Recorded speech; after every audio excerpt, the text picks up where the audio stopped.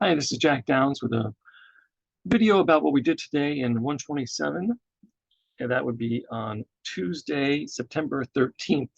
You're getting this either because you're absent and probably because you're absent because of COVID, perhaps. So let's take a look at the schedule, and as I would normally begin things. For this case, I'll show it to you on Moodle, and you can look at it yourself, of course. I'm just going to share my screen, and there we are in Moodle, and you'll see that what the topic was, ethics, plagiarism, rhetorical analysis. Yes, that's all true. Also something called the Schramm Model. What was due to this class, you were supposed to read chapter 5 and also should be working on your advisor interview. It's actually not, I'm in the wrong, that date is not right. It's due on the 22nd. I have to adjust that date. That it is due on the 22nd. Take it, please look at your at the actual assignment you got. You should be working on your advisor interview and get that going because you don't have that many weeks left, but you have time to do it still. You haven't done it yet. Next class in particular is the quotation presentation, which you should have seen an example of when I described it last week. Today in class, I had the TAs do their example ones. Remember, all you need is the name of the person who said it, a very brief description, and then the quotation, and that's it. That's been rubric to class, and you just practice. Now, if you're out with COVID this week or something, yes, you can't practice, but you'll have to make arrangements to practice next week. There won't be any scheduled practice next week, and then do it as a makeup presentation, like on Tuesday next week, for instance. And you should be, and I also gave the handout called, which I will include 3 handouts in the email to you, structuring presentation information, but I did not go over that or anything today. So I did go over, though, the quotation presentation again, and again, make sure to prepare for that. Let me know if you have any questions. Next thing I went over is I went over this thing called the Schramm Model. And this is a handout, and I will include it and give it to you again when you actually attend class, if you'd like it on paper copy. This takes that idea of the communication models to the next step. Remember, we talked about the ancients had the idea of a linear bullseye method where just all it was a one-way communication. And then later people talked about the transactional model, which is like ping pong. Information goes back and forth between people or between the speaker and the audience. And then later we talked about we prefer you when you start reframing the communication experience, and hopefully therefore perhaps adjusting it in ways that give you less apprehension, to think about a spiral view. It's just we're all communicating all the time. I'm communicating with you, you're communicating back. Think of it, it becomes more like a conversation. Well, we take that kind of idea of a spiral view and we move it out where we're into a model that an example of ways that researchers try to break down the communication structure. We get something like, well, one of the things we could get is Wilbur Schramm's model of communication. And the idea is that, yes, the speaker has an idea. And when they encode that idea into words, it becomes a message, which is then transmitted through a channel. And then it is decoded by the listener. And that sounds simple to say, but the process of that happening is extremely complex, everything that happens in our brains. And there's lots of things that influence it and make that communication. You would think that the idea that the speaker had would be equal to the reconstructed idea, but it never is. There's always things that change it. In fact, understanding how those things change your idea in the process is one of the things that communication researchers look at. And if you were doing something like advertising, where persuading someone of something, or maybe political speech, like a political presentation of candidate, then knowing how to properly encode so it'll be properly decoded would be really important.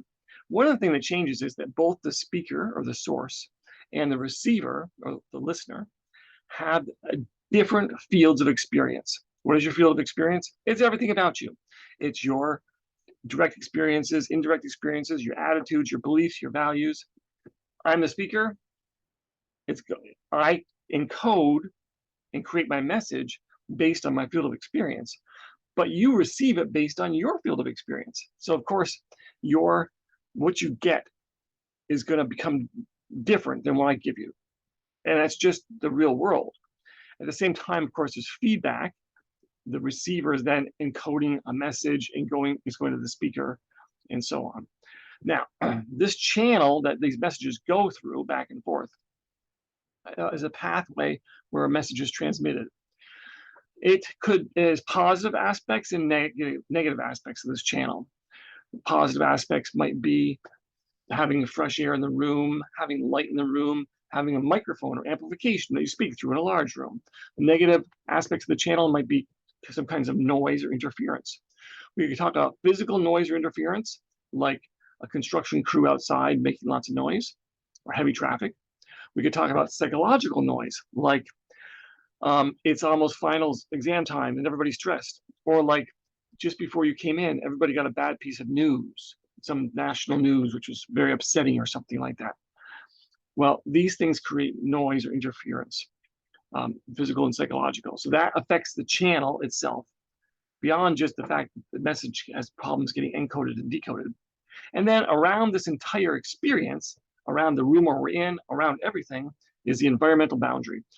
And the things in the environment that affect us are generally talked about as being parts of the space or parts of time.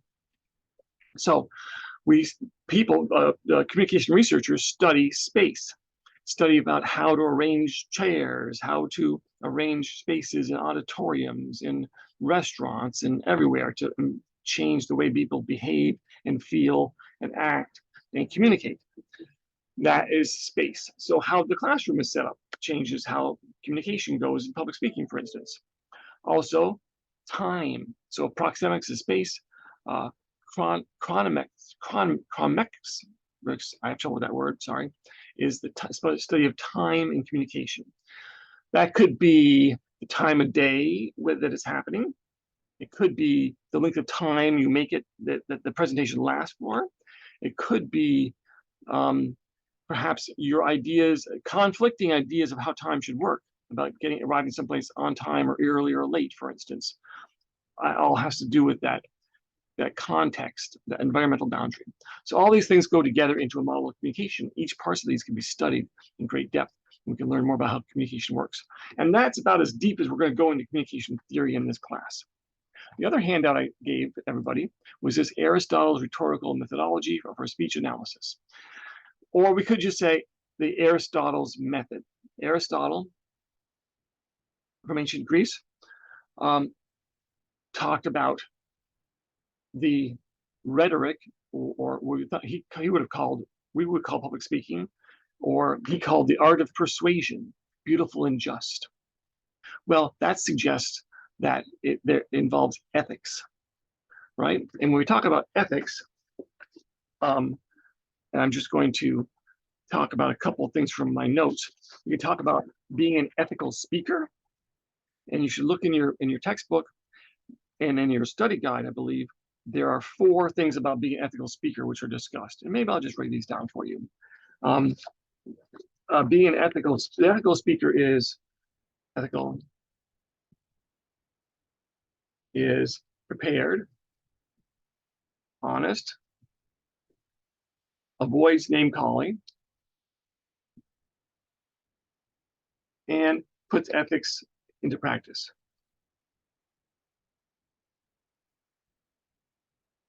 Okay, so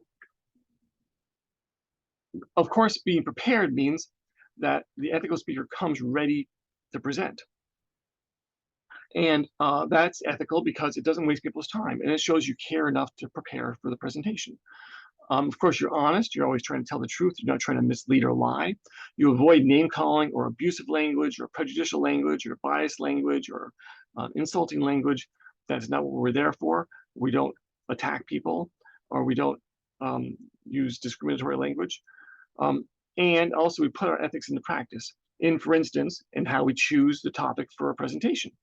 We don't choose a topic that itself is unethical. Like, I'm not going to try to do a presentation about how to steal money from college students online or something. Or I'm not going to do a presentation about identity theft. and how to do it, right? Those things would not be putting ethics into practice. The ethical listener, on the other hand, which is another category, is just get my page. Is three elements to that. Be courteous and attentive. Avoid prejudging,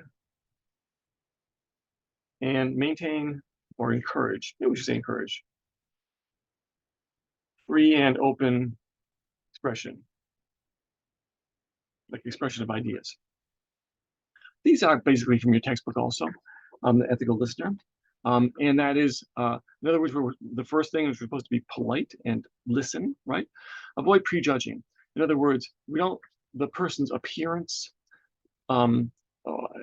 should not make us ignore them or discount their presentation. We should wait and listen what they have to say, and try to keep who they are and what they look like different from, try to keep that divorced from listening to their message. And we should be doing things, listening in such a way, as far as the listener, that encourages free and open expression of ideas. And people feel free to be who they are and to speak their ideas. Okay. This reminds me, by the way, since we're talking about this stuff, those two items might be on exam and maybe on the study guide, but one which is not going to be, but makes me think about this, is the idea of the journalistic code of conduct, journalistic ethics. So JOU ethics, and this would be the basic ethical guidelines that journalists work by. Seek truth and report it as fully as possible, and minimize harm, and act independently, and be accountable. So in journalism, and since this is at its heart, there's some journalism in this class, we want to find the truth, and we want not just a little truth, but the big truth, the truth in context, and report as fully as possible. That's the most important. But next, we try to minimize harm. We know that sometimes our message can hurt people, but that's not the goal, and we try not to increase that. We also act independently. We don't want conflicts of interest, and we want to be accountable. We admit our mistakes, and we point out other people's mistakes other people in the profession, other journalists, when we hear about them. Okay, I have to take a break and come back to this recording, in which time I'll talk about an ethical quandary or ethical dilemma, which is plagiarism. And I better stop my share to do that, and I'll be back. Okay, I'm back again. I took a break, even dressed differently, and continue along with what I was talking about was plagiarism.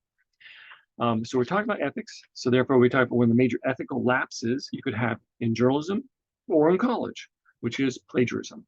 And of course, that's when you take somebody else's words and use them as your own. It's usually in text. It's usually in writing. Could be something else, taking somebody else's work and calling it your own in some other way. And of course, it is unethical.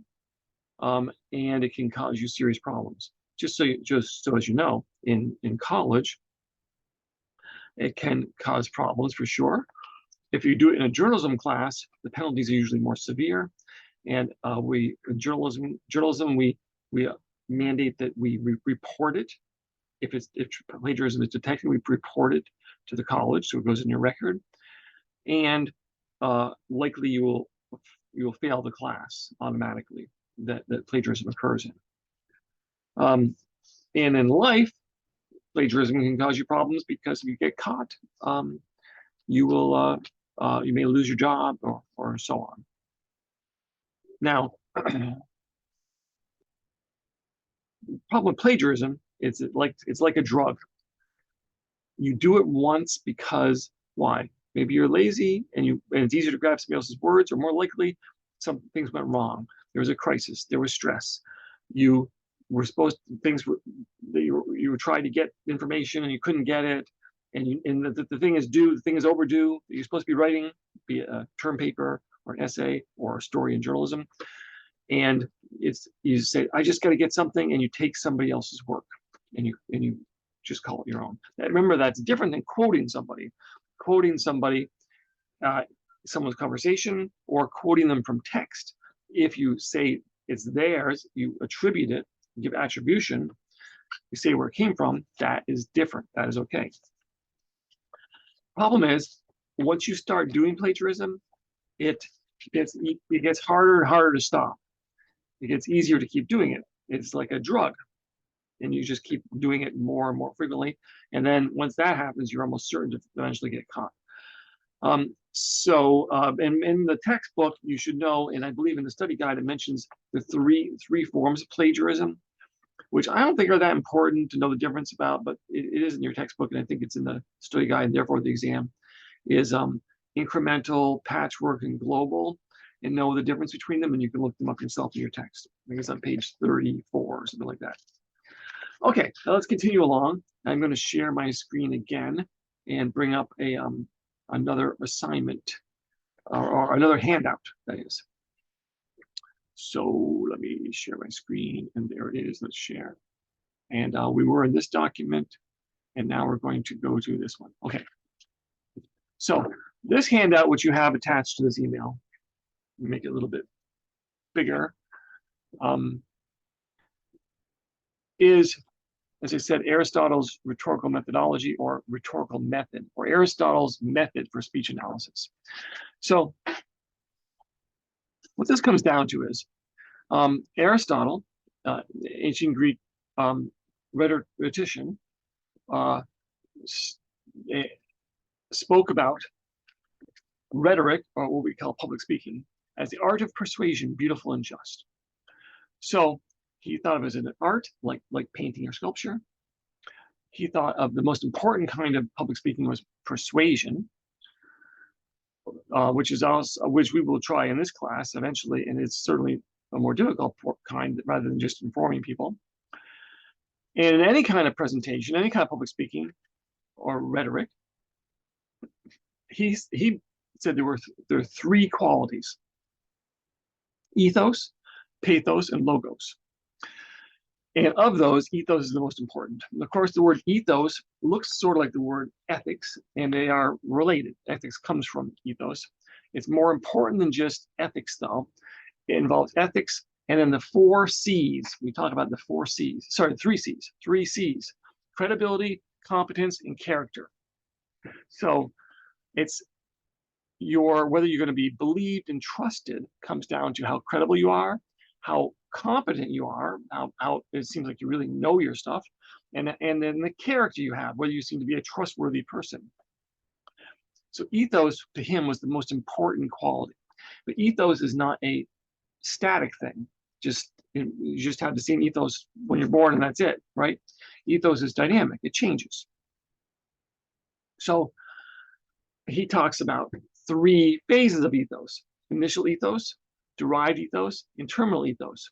So in a presentation, these are the initial ethos is the credibility you have when you first walk on stage or first introduced. The derived ethos is the credibility you create, ethos you create through your presentation, and the terminal ethos, which is the credibility, competence, and character of the speaker at the end when it's all done, and the way they're seen at that point. And the ethos may go up or may come down depending on the quality of the presentation. The 2 somewhat less important, but still very important other qualities are pathos and logos. So pathos, and think about like the word pathetic, which for us now means something more derogatory, but has to do with empathy. That's where that word comes from pathos. It has to do with feelings, right? That means the pathetic appeal is one that deals with emotion. Using emotion to move an audience can be very powerful. We tend to see, especially like in advertisements and so on, fear and guilt are often used as powerful emotions. In politics, they are too. But there's lots of more positive emotions you could use to try to like make someone, persuade someone of something, or make them believe you. The other way of looking at pathos is that it shows us that we are real people, that we have feelings, and that we are real, genuine speakers. We're speaking from the heart. If you say you're speaking from the heart, you're speaking with pathos. Logos appeals to logic. It isn't just that, though. I mean, of course, it sounds like logic. It's more than that. It's reasoning effectively. It's also supporting your argument with evidence, and then giving good sources for the evidence, and believable sources, and explaining them. And it's also being how well organized you are overall. So this is something you should look through this handout yourself. Also, then you should see there is an assignment related to it. Read through this assignment, and the idea is you have a 3-page paper, which is not due for a long time yet, but it's something you shouldn't ignore. You're going to use that rhetorical method to build a 3-page paper on a presentation. I've given you these choices, these TED Talks. Choose one of them. If you don't want one of these, you want a different one, it has to be a TED Talk that involves something about issues of diversity, inclusion, identity.